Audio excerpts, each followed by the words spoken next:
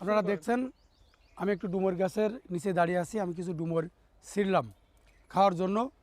ডুমুর আমাদের দেশে একটি মহা গুরুত্বপূর্ণ সবজি এবং ওষুধি গাছ হিসেবে পরিচিত।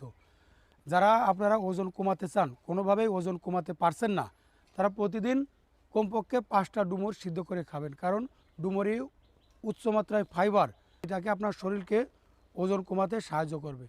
যারা ডায়াবেটিসের রোগী তারা রেগুলার ডুমুর খাবেন, কারণ ডুমুরেই আপনার প্রাকৃতিকভাবে শর্করার পরিমাণ কমিয়ে আপনার ডায়াবেটিসকে নিয়ন্ত্রণ রাখতে সাহায্য করবে। ডুমুরি আছে প্রচুর পরিমাণে ক্যালসিয়াম ও ম্যাগনেসিয়াম, যেটা আপনার হাড়কে মজবুত করবে এবং হাড়কে বাইরে থেকে সুরক্ষা দেবে। আপনারা জানেন একটু বয়স বাড়ার সাথে সাথেই মানুষের হাড়ের ভঙ্গুরতা চলে আসে। সেক্ষেত্রে বয়স বাড়ার সাথে সাথে আপনারা ডুমুর খেতে পারেন। ডুমুরির ভিতরে ক্যালসিয়াম এবং ম্যাগনেসিয়াম আপনার হাড়কে মজবুত রাখতে সাহায্য করে। ডুমুরি আছে অতিমাত্রায় আয়রন। আপনারা দেখেছেন এখনকার সময়ের অধিকাংশ প্রেগনেন্সি মহিলাদের আয়রন সুক্রোজ ইঞ্জেকশন দেওয়া লাগতেছে। এটা অত্যন্ত ব্যয়বহুল এবং রক্ত স্বল্পতার জন্য প্রাকৃতিকভাবে এগুলোর পূরণ করা লাগতেছে।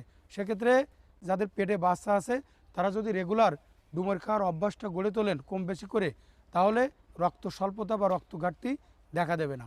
ডুমুরে অ্যান্টিঅক্সিডেন্ট আছে, যেটা আপনার শরীরকে চনমনে রাখবে। শুধু তাই না, আপনার বয়সকেও কম দেখাবে এবং এতে থাকা ফ্রি রেডিক্যাল থেকে আপনার শরীরকে রক্ষা করবে।